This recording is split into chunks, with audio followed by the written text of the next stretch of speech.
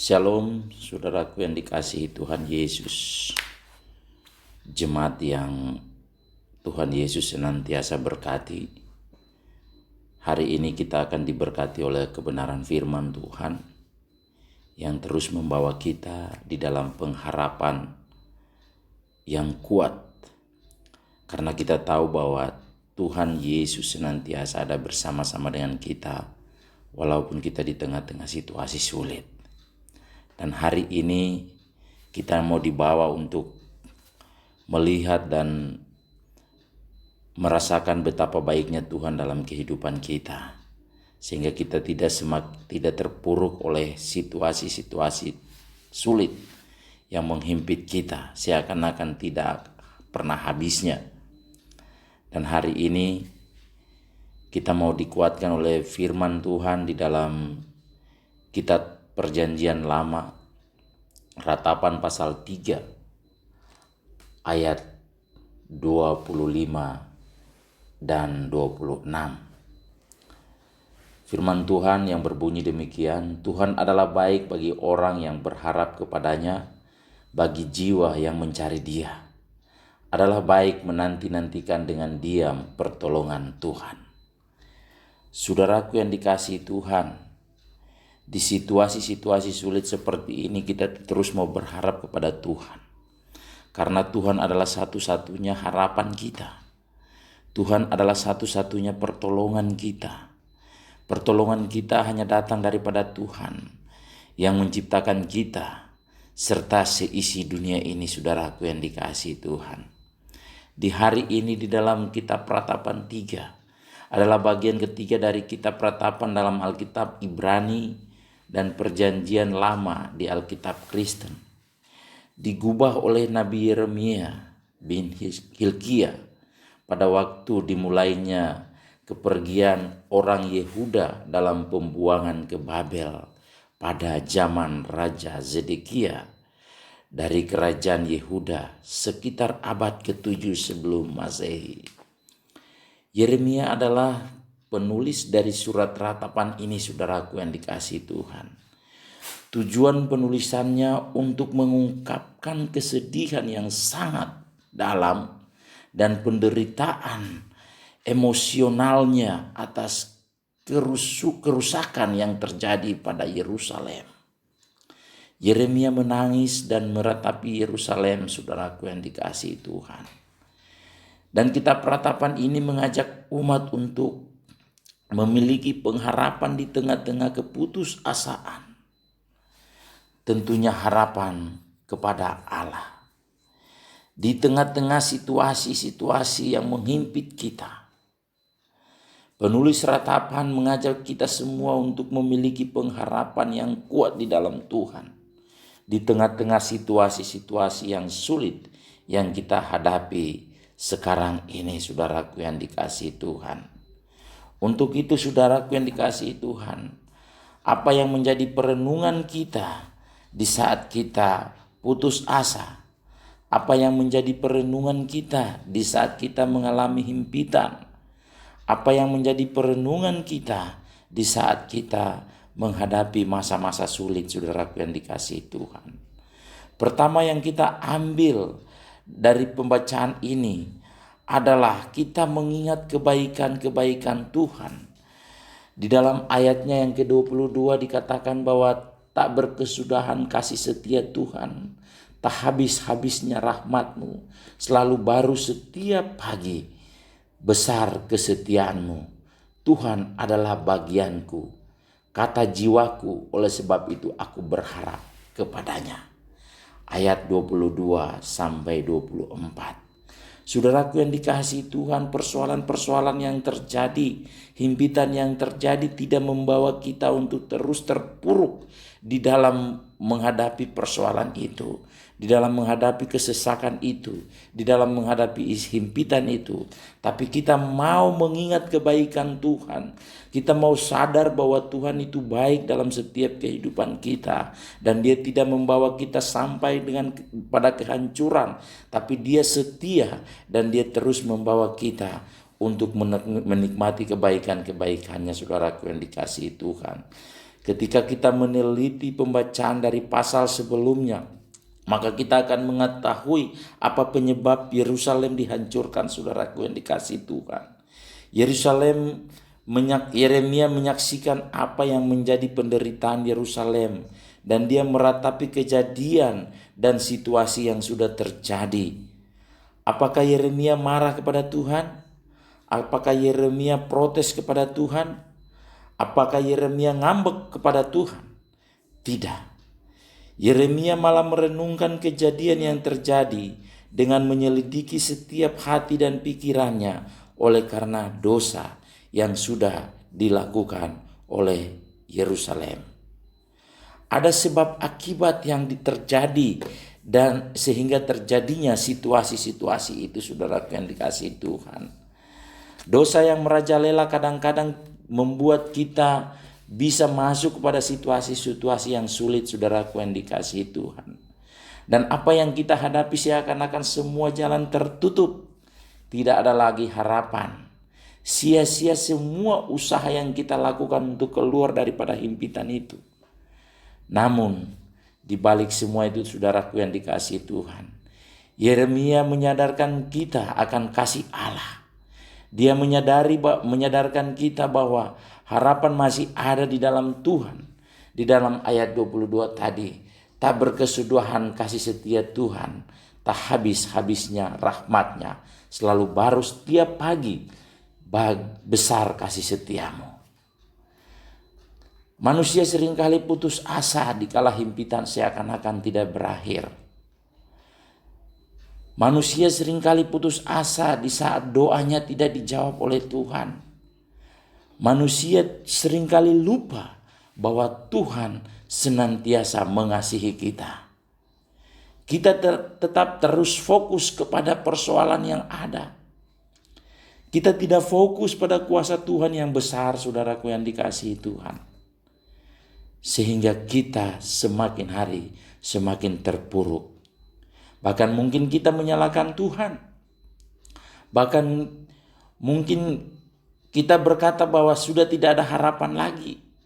Tidak mungkin harapan itu datang. Itu seringkali muncul dalam setiap kehidupan kita.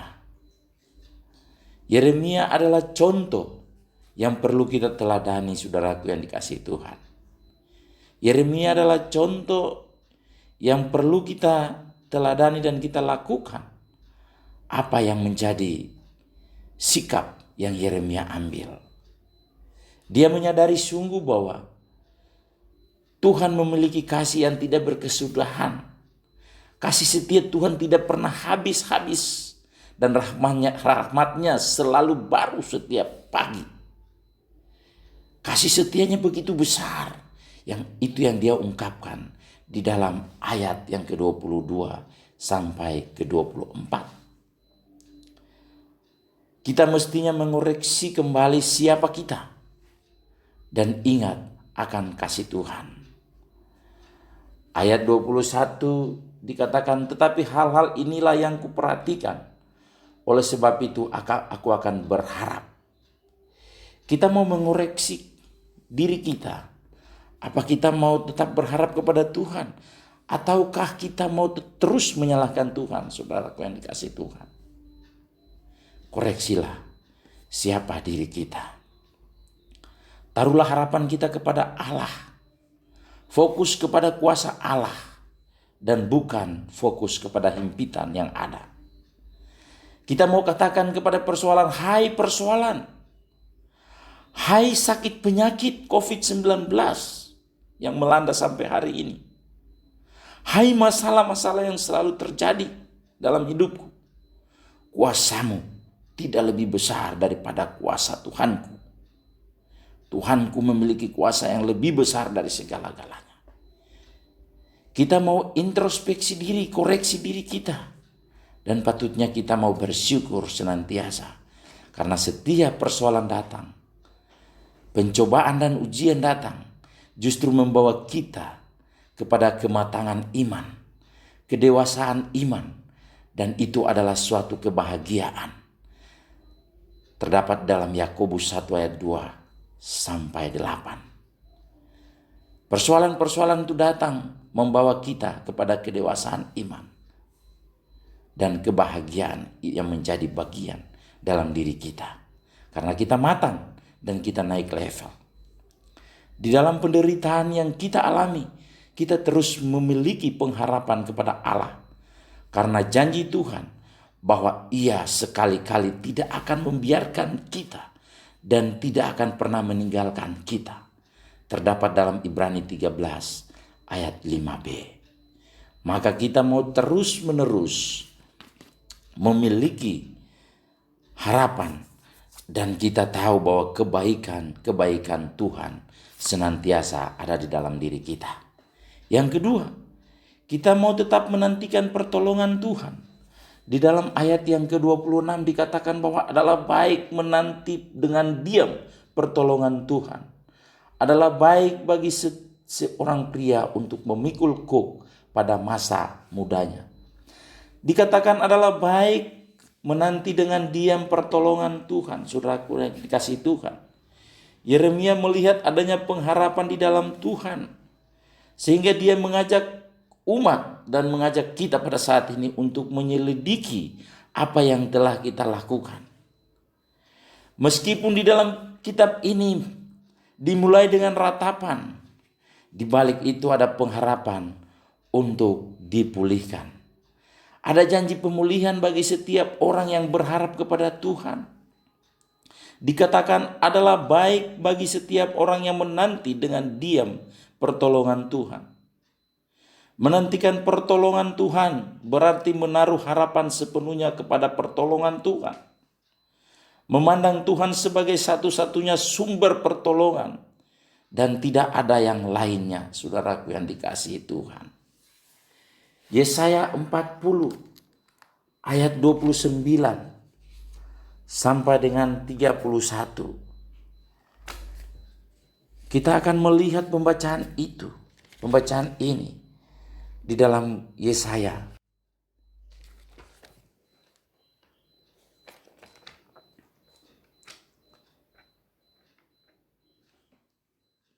Yesaya 40 ayat 29 sampai dengan 31.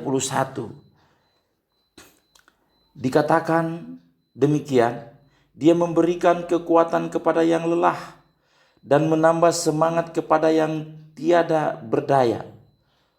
Orang-orang muda menjadi lelah dan lesu, dan teruna-teruna jatuh tersandung.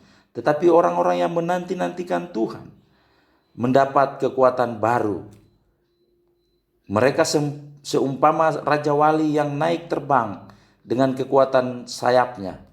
Mereka berlari dari tidak menjadi lesu. Mereka berlari dan tidak menjadi lesu. Mereka berjalan dan tidak menjadi lelah. Saudaraku yang dikasihi Tuhan, orang yang menanti-nantikan Tuhan akan mendapat kekuatan baru dan sanggup mengatasi masalah dan berjalan bersama Tuhan di dalam mengatasi badai. Haleluya. Begitu luar biasa pertolongan Tuhan dalam setiap orang yang selalu menantikan pertolongan Tuhan. Yang menjadi alasan untuk terus berharap kepada Tuhan dan menantikan pertolongannya adalah kita sudah mengerti bahwa kasih setia Tuhan tidak pernah habis-habisnya dan rahmatnya selalu baru. Pengharapan kita hanya dari Tuhan yang sanggup menolong kita. Ingat bahwa orang yang menanti-nantikan Tuhan akan mendapat kekuatan baru dan sanggup mengatasi masalah dan berjalan bersama Tuhan di dalam mengatasi badai. Yang menjadi perenungan kita yang ketiga adalah kita mau introspeksi diri kita dan bertobat senantiasa. Kita tidak menganggap bahwa kita sudah Kristen dari lahir dan kita sudah bertobat. Kita tidak perlu bertobat setiap hari dan setiap waktu. Ingat bahwa kita adalah manusia biasa. Kita seringkali lupa jika kita adalah manusia yang rentan, bahkan memiliki natur dosa yang senantiasa menghantui kita, di mana dosa itu senantiasa datang dan mencobai kita. Pertobatan mestinya setiap hari dalam kehidupan kita. Untuk itu Yeremia mengajak kita untuk menyelidiki apa yang sudah kita lakukan, serta mengajak kita untuk bertobat. Di dalam ayat yang ke-40 Yeremia berkata, menulis bahwa marilah kita menyelidiki dan memeriksa hidup kita dan berpaling kepada Tuhan. Marilah kita mengangkat hati dan tangan kita kepada Allah di surga. Haleluya. Di situ dikatakan dalam ayat 42, kami telah mendurhaka dan memberontak. Engkau tidak mengampuni. Engkau menyelubungi dirimu dengan murka, mengejar kami dan membunuh kami tanpa belas kasihan. Saudaraku yang dikasihi Tuhan, dosa dapat memisahkan kita dari Tuhan. Dosa dapat membunuh kita, membunuh jiwa kita, membunuh roh kita, sehingga kita tidak dapat datang kepada Tuhan. Yang menjadi penghalang antara kita dengan Allah adalah dosa kita. Yesaya 59 ayat 2. Teguran Tuhan kepada kita haruslah digenapi dengan introspeksi diri. Bahkan pembelaan diri selalu membuat kita gagal datang kepada Tuhan. Sehingga introspeksi diri itu penting, bukan pembelaan diri di hadapan Tuhan. Sehingga membawa kita kepada pertobatan yang sejati. Dan kita terus-menerus hidup di dalam pengharapan kepada Tuhan. Tuhan menegur kita dengan berbagai kehidupan yang kita alami. Berbagai kejadian yang menghimpit kita. Dan itu merupakan suatu teguran yang menyadarkan kita untuk mengintrospeksi diri kita dan bertobat dari jalan-jalan yang salah. 2 Tawarik 7 ayat 14, saudaraku yang dikasihi Tuhan. Dikatakan bahwa dan umatku yang atas namaku disebut merendahkan diri, berdoa dan mencari wajahku, lalu berbalik dari jalan-jalan yang jahat, maka aku akan mendengar dari surga dan mengampuni dosa mereka, serta memulihkan negeri mereka. Tuhan akan mengampuni kita. Dan Tuhan akan memulihkan kita dari setiap himpitan yang kita alami. Kalau kita mau mengintrospeksi diri kita dan datang kepadanya, merendahkan diri dan berdoa, mencari wajahnya, saudaraku yang dikasihi Tuhan. Marilah kita merendahkan diri dan mengarahkan fokus kita kepada Allah. Tidak fokus kepada persoalan dan himpitan yang kita alami saat-saat ini. COVID-19 membuat kita terhimpit. Kita tidak bisa pergi kemana-mana dengan bebas. Kita dibatasi dengan peraturan-peraturan pemerintah yang adalah wakil Tuhan. Sehingga kita tidak bebas pergi kemana-mana oleh karena situasi, saudaraku yang dikasihi Tuhan. Saat-saat ini, himpitan yang terus-menerus terjadi seakan-akan tidak berakhir. Kita tidak bisa berbuat apa-apa. Yang kita harus lakukan hanya berharap sepenuhnya kepada Allah. Tetaplah teguh kepada Tuhan. Kita mau terus berharap kepada Allah. Dan menjadi perenungan kita pada saat ini. Bahwa kita mau ingat kebaikan-kebaikan Tuhan. Tidak selalu melihat persoalan yang ada. Yang kedua, kita tetap menantikan pertolongan Tuhan. Dan berharap kepada Tuhan. Dan yang ketiga, kita mau introspeksi diri kita dan mau terus bertobat kepada Allah senantiasa. Tetaplah teguh, teruslah berharap kepada Allah, karena Dia yang setia senantiasa ada bagi orang-orang yang selalu